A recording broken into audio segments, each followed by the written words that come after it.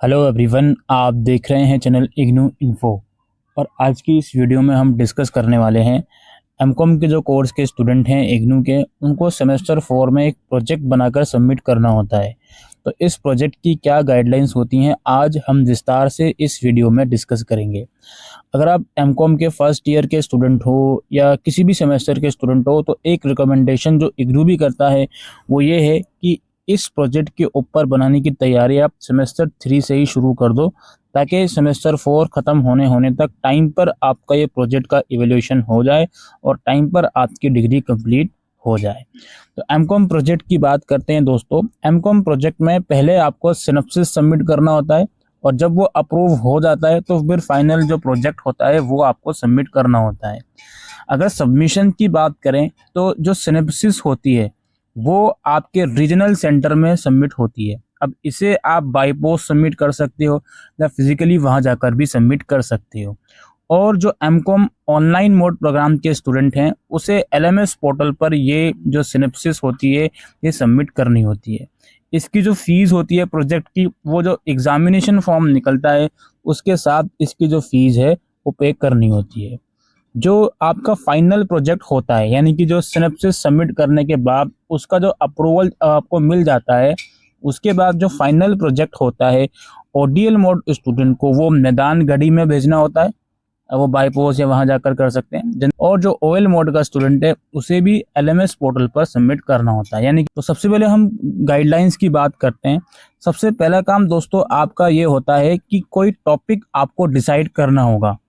अब आप प्रोजेक्ट बना रहे हो तो ऑब्वियस सी बात है कोई ना कोई टॉपिक आपको पता होना चाहिए। आप फाइनेंस के ऊपर बना रहे हो, मार्केटिंग के ऊपर बना रहे हो, एचआर के ऊपर बना रहे हो, टैक्सेशन के ऊपर बना रहे हो। चूंकि हम एमकॉम प्रोग्राम की बात कर रहे हैं तो कॉमर्स से रिलेटेड, आपके डिसिप्लिन, आपकी नीच से रिलेटेड ही कोई टॉपिक है जो आपको चूज करना होगा। ये टॉपिक आपको इग्नू नहीं बताएगा, ये टॉपिक आपको खुद ही डिसाइड करना होगा। चाहे आप किसी का सर्वे कर रहे हो, चाहे कोई आप क्वेश्चनार कर रहे हो, चाहे किसी की केस स्टडी कर रहे हो, किसी कंपनी के फाइनेंशियल प्रॉब्लम्स की या फाइनेंशियल स्ट्रक्चर की, कुछ भी आप कर रहे हो तो वो आपको खुद से ही डिसाइड करना है कि किस टॉपिक पर, किस फील्ड में आपको प्रोजेक्ट को बनाना है। Once the topic has been decided, उसके बाद अगला काम होता है आप लोगों का गाइड को ढूंढने का। जी हाँ, एक प्रोग्राम गाइड आपको ढूंढना पड़ेगा। उसी गाइड की देखरेख में ये सिनॉप्सिस तैयार होंगे और जो पूरा प्रोजेक्ट है वो आपका तैयार होगा। अब जो गाइड ढूंढने की गाइडलाइंस हैं उसमें कुछ स्पेसिफिक एलिजिबिलिटी क्राइटेरिया है जो ये लोग बता रहे हैं।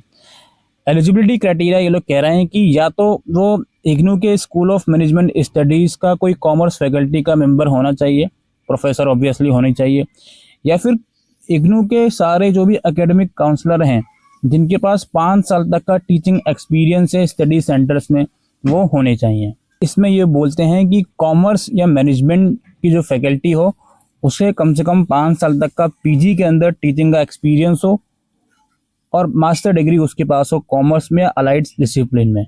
ऑब्वियसली 5 साल तक का उसके अंदर रिलेवेंट एरिया में एक्सपीरियंस होना चाहिए। ठीक है, तो ये सारी चीज़ें हैं। और बायोडाटा भी आपको लगाना पड़ेगा सिनॉप्सिस में। तो बायोडाटा की बात अभी मैं कुछ देर में करने वाला हूँ। स्टूडेंट से एडवाइस करी जाती है कि गाइड वही सेलेक्ट करें जो इंटरेस्टेड हो आपके रिस्पेक्टिव एरिया में आपको गाइड करने के लिए। उसी गाइड को आप लोग सेलेक्ट करें और जो भी गाइडलाइंस ऊपर बताई गई हैं उस गाइडलाइन को स्ट्रिक्टली फॉलो करते हुए। अब आपके पास आपका टॉपिक रेडी है, आपका गाइड रेडी है। अब आपका काम शुरू होगा सिनॉप्सिस को बनाने का। अब प्रोजेक्ट सिनॉप्सिस को बनाने के लिए कुछ यहाँ पे स्ट्रक्चर है जो दिया गया है, इसे आप लोग देखिए। सबसे पहले इंट्रोडक्शन पार्ट होगा जिसमें आप अपने जो भी सब्जेक्ट चूज करा है उसका ब्रीफ बैकग्राउंड दोगे। ठीक है, जो भी आपने टॉपिक वगैरह चूज करा है, फिर आप ये बताओगे कि आपने वो टॉपिक क्यों चूज करा है अपने प्रोजेक्ट के लिए, ये भी आपको बताना पड़ेगा। फिर आपको इसी सिनॉप्सिस में ये बताना है लिटरेचर रिव्यू। ठीक है, लिटरेचर रिव्यू का मतलब होता है जो टॉपिक आपने अपने प्रोजेक्ट के लिए चूज करा है, जो फील्ड चूज करी है, उस फील्ड में एग्जिस्टिंग पहले से ही अगर कोई रिव्यू हुआ है, पहले से ही अगर कोई रिसर्च वर्क है, उसके बारे में आपको जानकारी देनी है।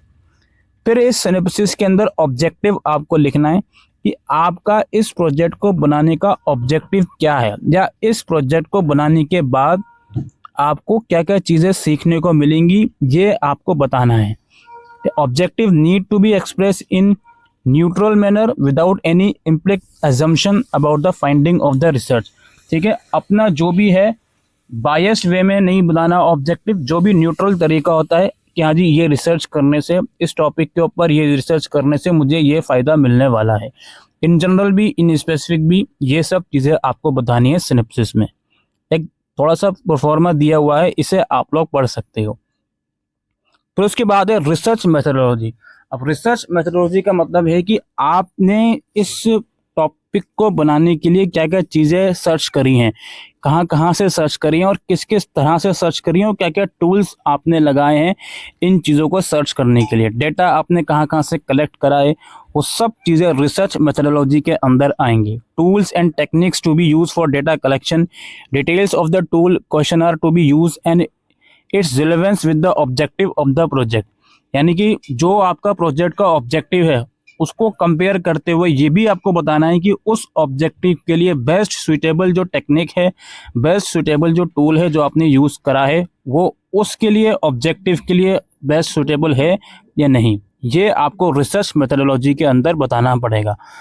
ठीक है, उसके बाद यहाँ पे इम्प्लीकेशन ऑफ द स्टडी, इस स्टडी की क्या इम्प्लीकेशन हुई हैं, जो आपने स्टडी करी है उसका इम्पैक्ट क्या हुआ है वो आपको बताना है, और अगर कुछ लिमिटेशन है आपके प्रोजेक्ट वगैरह की वो आपको बतानी है। और ये सब चीज़ें आप स्ट्रक्चर में लगा दोगे जो मैंने आपको बताई 6-7 चीज़ें। ठीक है, ये प्रोजेक्ट सिनॉप्सिस का पार्ट है। दोस्तों प्रोजेक्ट सिनॉप्सिस आप ये समझ सकते हो, एक कोई मूवी होती है उसका ट्रेलर जो होता है वो प्रोजेक्ट सिनॉप्सिस होता है, और जो एंटायर मूवी होती है वो फाइनली जो प्रोजेक्ट आप बनाते हो, डिसर्टेशन करते हो, वो होता है। तो ये सारे जो स्ट्रक्चर है प्रोजेक्ट सिनॉप्सिस के अंदर आपका होगा। अब उसके बाद काम शुरू होता है, आपने टॉपिक चूज कर लिया, गाइड चूज कर लिया, और उसके बाद प्रोजेक्ट के सिनॉप्सिस आपके रेडी हैं।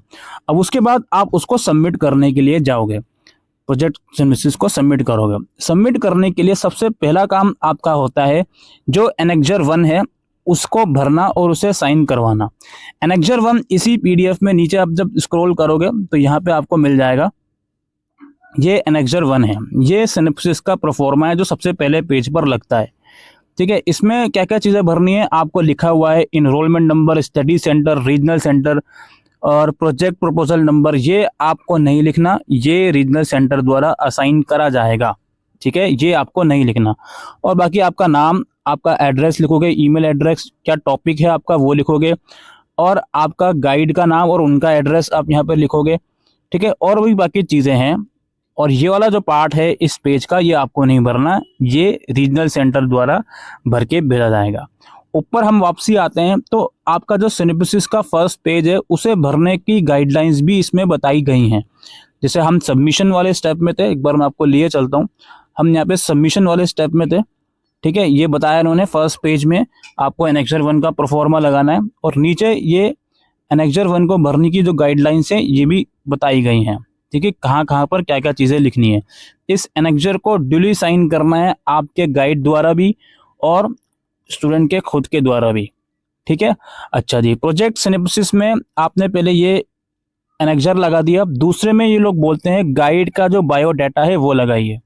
अब गाइड का जो भी आपने गाइड चूज करा है उनका बायोडाटा लगाना पड़ेगा आपको, और ऑब्वियसली वो उनके द्वारा साइन किया हुआ होना चाहिए। और उस बायोडाटा में क्या क्या चीज़ें होनी चाहिए ये भी इन्होंने बता दी, उनका नाम और डीओबी, उनका फुल एड्रेस, कॉन्टैक्ट नंबर, और उनका करेंटली वर्क प्लेस यानी कि कहाँ एम्प्लॉयड वगैरह हैं, उनकी एजुकेशन क्वालिफिकेशन के बारे में, उनका वर्क एक्सपीरियंस है, कोई और उनकी जो इन्फॉर्मेशन है वो आप यहाँ पे दे सकते हो। ठीक है जी, अच्छा, once the synopsis is ready in the prescribe format you should send the project synopsis along with the biodata of the guide. अब बेसिकली आपका जो प्रोजेक्ट सिनॉप्सिस का ऊपर मैंने स्ट्रक्चर बताया वो, और उसके साथ ये सारी चीज़ें अटैच होंगी। बेसिकली जो एनेक्जर 1 है और जो बायोडाटा है, पहले एनेक्जर 1 लगाओगे, फिर बायोडाटा, फिर जो आपका प्रोजेक्ट सिनॉप्सिस आपने तैयार करा है, इन सब को एग्रीगेट आपको बनाकर स्पाइरल में बनाओ, कैसे भी बनाओ, मतलब पूरा प्रॉपरली फॉर्मेट में होना चाहिए वो बनाकर आप अप्रूवल के लिए भेजोगे अपने रीजनल सेंटर के डायरेक्टर को। रीजनल सेंटर का एड्रेस आप ऑब्वियसली अपने रीजनल सेंटर की वेबसाइट पर जाकर देख सकते हो, तो उसे आपको भेजना है। चाहे आप वहां जाकर सबमिट कर सकते हो या बाय पोस्ट कर सकते हो, कोई दिक्कत वाली बात नहीं है, कोरियर के थ्रू कर सकते हो। और जो LMS पोर्टल वाले हैं वो OL मोड के थ्रू करेंगे, तो इसे आप वहां पर सेंड कर दोगे। ठीक है, इंस्ट्रक्शन अगेन ये इन लोगों ने बता दी। अब सेंड करने के बाद क्या होगा जी, फीडबैक आएगी, आपने सेंड कर दिया। अब सेंड करने के बाद फीडबैक रिसीव होगी। फीडबैक में आपको ये बताया जाएगा कि आपका जो सिनेप्सिस है वो अप्रूव कर लिया गया है या अप्रूव नहीं करा गया है। अगर अप्रूव नहीं करा गया है तो उसके अंदर क्या रीज़न है नॉन अप्रूवल का, रिजेक्शन का क्या रीज़न है, वो सब चीज़ें बताई जाएंगी। और ये सब काम अप्रूवल और नॉन अप्रूवल आपके सबमिशन के 2 से 3 महीने के अंदर होता है। कुछ केसेस में कम टाइम भी लग जाता है और कुछ केसेस में ज़्यादा टाइम भी लग जाता है। इसलिए वीडियो के शुरू में ये कहा गया था कि कोशिश करें कि 3rd सेमेस्टर में ही इन चीज़ों की तैयारी में लग जाएं। और अप्रूवल है या नॉन अप्रूवल है, उसके जो आपका सिनेप्सिस होगा उसके अंदर PP नंबर एक वो दे देंगे, प्रोजेक्ट प्रपोजल नंबर। वो इन फ्यूचर जो भी आपकी क्वेरी होगी आपके प्रोजेक्ट से रिलेटेड, तो वो PP नंबर के द्वारा ही एंटरटेन करी जाएगी। In case propose guide is not approve, student is advise to change the guide. अब इसके अंदर क्या होता है जी, कई बार ये भी होता है कि जो आपका प्रोजेक्ट सिनोप्सिस है उसके जो गाइड हैं उसे अप्रूव नहीं करा जाता, तो उसे फिर आपको चेंज करना पड़ेगा। गाइड चेंज करोगे तो ऑब्वियसली आपका जो भी प्रोजेक्ट का सिनोप्सिस है वो थोरोली चेंज होगा। तो ये भी चीज़ें देखने वाली हैं कि गाइड भी कई बार रिजेक्ट कर लिया जाता है अगर वो उनकी क्वालिफिकेशन जो है वो यूनिवर्सिटी के नॉर्म्स के अकॉर्डिंग नहीं है। तो इस चीज़ को भी ज़रूर ध्यान रखें। बाकी आप खुद से गाइड वगैरह चेंज करना चाहते हो तो आप कर सकते हो, फिर अगेन आपको फ्रेश तरीके से जो सिनेप्सिस हैं वो भेजने पड़ेंगे। अब यहाँ पे क्या होगा, अगर आपका नॉन अप्रूवल है तो वो बता देंगे क्या रीज़न है भाई नॉन अप्रूवल का, क्या चेंजेस आप उसमें कर सकते हो, वो सब चीज़ें उसमें आपको बता देंगे। और आपका जो भी प्रोजेक्ट सिनेप्सिस है वो और इसके साथ साथ जो भी चीज़ें हैं वो आपको वापसी भेज देंगे आपके घर में। और अप्रूव्ड है तो ये भी बता देंगे जी अप्रूव्ड है, और वो प्रोजेक्ट सिनेप्सिस वापसी आपको मिल जाएगा। ठीक है, अच्छा। और अगेन उसमें जो प्रोजेक्ट प्रपोजल नंबर है वो उसमें आपको अलॉट कर दिया जाएगा, चाहे अप्रूवल है या नॉन अप्रूवल है, कुछ भी केस है। ठीक है, अच्छा जी। अब ये हो गया हमारे पास। उसके बाद क्या होगा जी, अब हमारा अगर नॉन अप्रूवल है तो उसको हम चेंजेस करके दोबारा भेजेंगे, दोबारा वो एक्सेप्ट होगा। और जब वो एक्सेप्ट हो जाएगा या बिना रिजेक्ट हुए वो एक्सेप्ट हो गया, उसके बाद हमारा अगला स्टेप है फाइनली प्रोजेक्ट को बनाने का, डिसर्टेशन वगैरह लिखने का।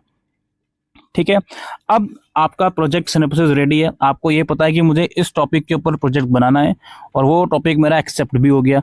अब आप उसके ऊपर प्रोजेक्ट बनाना स्टार्ट करोगे और प्रोजेक्ट का कुछ स्ट्रक्चर है जो ये लोग बता रहे हैं, आप इस स्ट्रक्चर को बहुत थॉरोली फॉलो करोगे। और आपका जो प्रोजेक्ट रिपोर्ट की जो लेंथ रहने वाली है 60 से 80 डबल स्पेसिस टाइप पेजेस। जी हाँ, टाइप पेजेस का ही प्रोजेक्ट होता है, इतना लंबा चौड़ा प्रोजेक्ट हैंड रिटन की जरूरत नहीं होती, वो टाइप ही आपका होता है। अब इसमें स्ट्रक्चर ये लोग बता रहे हैं, पहले तो इंट्रोडक्शन पार्ट है, introduce the research work along with the rational of the study.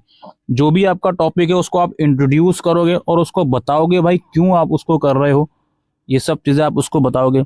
Review of literature, detail review, अच्छा उस फील्ड में जो एग्जिस्टिंग रिसर्च हुई हुई है उसके बारे में आप बताओगे। फिर है research methodology, it may give detail about rationale, statement of problems, objective of the project, scope of the study, etc. It should include the research design, nature and source of data. Research methodology में हर एक वो चीज़ आएगी जो उस project को research करने में लगी है, साथ साथ उसका ऑब्जेक्टिव और क्या क्या प्रॉब्लम उसमें आपने फेस करी हैं और किस तरीके से आप उसको आइडेंटिफाई कर रहे हो और सॉल्व कर रहे हो, और जो भी आप डेटा कलेक्ट कर रहे हो किस तरीके से कर रहे हो, और जो टूल आप यूज़ कर रहे हो अपने रिसर्च वगैरह में, वो सब चीज़ें उसमें आएंगी। फिर है आपका result and discussion, this should present the result in tabular और graphical format, the interpretation of the data and result finding may be given elaborately. जो आपका टॉपिक है उसका फिर फाइनली हल क्या निकला, जिस चीज़ के ऊपर आपने डिसर्टेशन लिखी है, रिसर्च करा है, जो भी आपका टॉपिक है उसका क्या हल निकला, क्या रिजल्ट निकला, वो आपको बताना है। फिर आप पे समरी और कंक्लूजन वाला पेज होगा, रिकमेंडेशन होगा, यानी कि अगर आपको लगता है कुछ रिकमेंडेशन आप देना चाहते हो अपने रिसर्च के बेसिस पर, वो होगा। इम्प्लीकेशन, उस रिसर्च का क्या इम्पैक्ट रहा, इन जनरल स्पेसिफिक, वो सब चीज़ें आपको बतानी है। लिमिटेशन अगर कुछ है तो वो आपको बतानी है। बिब्लियोग्राफी वाला पेज आ जाएगा, ऑब्वियसली कहाँ कहाँ से आपने किन किन सोर्सेज से चीज़ें सर्च करी हैं। और फिर एनेक्चर आ जाएगा जो नीचे अवेलेबल है, ठीक है। एनेक्चर, अपेंडिसिस, क्वेश्चनर वगैरह जो होते हैं वो आप यहाँ पे आ जाएंगे। फाइनल प्रोजेक्ट रिपोर्ट जो होगी उसका आप स्ट्रक्चर समझ लो किस तरीके से होगा। पहले तो आपका कवर पेज है, कवर पेज के अंदर आपका प्रोग्राम का कोड और टाइटल वगैरह होगा, आपका स्टूडेंट का नाम और इनरोलमेंट नंबर होगा, और आपके गाइड का नाम होगा, ठीक है, और जो भी आपका स्कूल यूनिवर्सिटी का नाम है वो होगा। फिर detail table of the content with page number, यानी कि इंडेक्स जो होता है कि पेज नंबर 1 पे हमने ये लिखा, 2 पे ये वाला पेज आएगा। फिर ये फाइनल प्रोजेक्ट का परफॉर्मा बताया जा रहा है अब आपको। फिर all pages of the project report dissertation must be numbered as reflected in the table of content. Table of content में जो भी चीज़ें हैं उसके हिसाब से जो भी आपका फाइनल प्रोजेक्ट होगा जितने भी पेजेस का है उस पर सीरियल नंबर लिखा होना चाहिए, ठीक है। Approved proposal, that is project proposal, approved proforma and biodata of the guide, यानी कि फाइनल प्रोजेक्ट के अंदर जो आपने सिनेप्सिस लिखी थी वो भी अटैच करोगे आप, ठीक है। और जो अप्रूव्ड प्रोफॉर्मा, जब फाइनल जो सिनेप्सिस जो होती है जब अप्रूव्ड होके आती है उसके साथ एक प्रोफॉर्मा आता है, ठीक है, वो आप उसमें लगाओगे। फिर उसके बाद एक सर्टिफिकेट ऑफ ओरिजिनलिटी होता है जो इसी एनेक्चर में अवेलेबल है, वो आप लगाओगे। जब आप नीचे स्क्रॉल करोगे ये रहा certificate of originality, this is to certify ये प्रोजेक्ट मैंने बनाया है, ये एकदम शुरू है मेरी नॉलेज में, वो सब चीज़ें जो होती हैं ये तो आपने स्कूल लेवल पर भी लगाया होगा इस टाइप का पेज, तो वो आप यहाँ पर लगाओगे। अच्छा, एनेक्चर 3 में फी रिसिप्ट का फॉर्मेट है। अब जनरली फी रिसिप्ट ऑनलाइन पे होती है तो उसका आप कॉपी लगा सकते हो ऑनलाइन, फी रिसिप्ट का एग्जामिनेशन फॉर्म के साथ ही ये फी रिसिप्ट पे होती है, ठीक है। तो वो सब चीज़ें आप इसमें लगा लोगे, तो इसको थोड़ली इसी फॉर्मेट में आप सारी चीज़ें लगाओगे, ठीक है।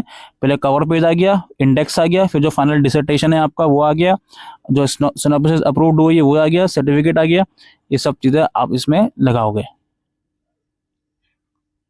उसके बाद आपको फाइनली जो अपना प्रोजेक्ट है वो सबमिट करना है। One type copy of the project report is to be submitted to the registrar IGNOU Maidangarhi, यानी कि जो आपने प्रोजेक्ट बना लिया फाइनली उसका एक कॉपी जो है वो इग्नू के मैदानगढ़ी वाले कैंपस में आपको सबमिट करना है। As soon as you submit the project report a PR number would be allotted, student should quote the PR number while corresponding with SED regarding project report thereafter. जैसे आप submit कर दोगे तो एक PR number आपको मिल जाएगा, और in future जो भी आपकी क्वेरी होगी वो पीआर नंबर यानी कि प्रोजेक्ट रिपोर्ट नंबर के थ्रू ही एंटरटेन होगी, ठीक है। ये आपको मैदानगढ़ी में सबमिट करना है, और बाय पोस्ट करो वहां जाके करो, और ओएल मोड वालों को एलएमएस पोर्टल पर सबमिट करना है। Project report can be submitted any time through out the year, किसी भी टाइम आप प्रोजेक्ट रिपोर्ट सबमिट कर सकते हो वर्किंग डेज में, कोई स्पेसिफिक मंथ नहीं है इस चीज़ के लिए। दूसरी बात ये बोलते हैं कि अगर 1 दिसंबर से लेकर 31 मई के बीच प्रोजेक्ट की रिपोर्ट सबमिट हुई है तो उसका रिजल्ट जून एग्जामिनेशन के साथ आएगा, और अगर ये 1 जून से 30 नवंबर के बीच सबमिट हुई है प्रोजेक्ट रिपोर्ट तो उसका रिजल्ट दिसंबर एग्जाम के साथ आएगा। ये यहाँ पर लिखा हुआ है। Project report has to be submitted within the maximum duration, जो भी प्रोग्राम का स्पेन पीरियड है उसके अंदर अंदर आपको प्रोजेक्ट रिपोर्ट सबमिट करनी है। अगर आपकी कुछ क्वायरीज हैं तो अपने रीजनल सेंटर से कांटेक्ट कर सकते हो वाया ईमेल या फिजिकली वहाँ विजिट करके, ठीक है। यहाँ पे सारी जो वेबसाइट्स के लिंक हैं वो दिए गए हैं। ऑलराइट, यही सब कुछ चीज़ें थी। यहाँ पे कुछ इंपॉर्टेंट नोट्स लिखे गए हैं सिनॉप्सिस को बनाने के लिए, उसे आप पढ़ सकते हो। Ensure that duly fill in proforma, यानी कि साइन वगैरह ज़रूर होना चाहिए उस पर प्रोफॉर्मा पे, वो सब चीज़ें इसमें लिखी गई हैं, तो इसे आप पढ़ सकते हो। और प्रोजेक्ट रिपोर्ट बनाते समय क्या क्या चीज़ों का ध्यान रखना है फिर से, तो इसमें आप यहाँ पे पढ़ सकते हो, ठीक है। प्रोजेक्ट रिपोर्ट की सारी जो इसमें इंफॉर्मेशन है वो अवेलेबल है। बाकी ये प्रोग्राम गाइड आपको स्टडी मटेरियल के साथ मिला ही होगा, तो इसमें ये कोई नई चीज़ नहीं है, ये ई-ज्ञान कोर्स पोर्टल से भी इसको डाउनलोड किया जा सकता है। ऑलराइट, तो यही दोस्तों इस वीडियो के अंदर हम डिस्कस करने आए थे रिगार्डिंग एमकॉम सेमेस्टर 4 प्रोजेक्ट किस तरीके से बनाया जाता है। आज के लिए वीडियो में इतना ही। Thank you.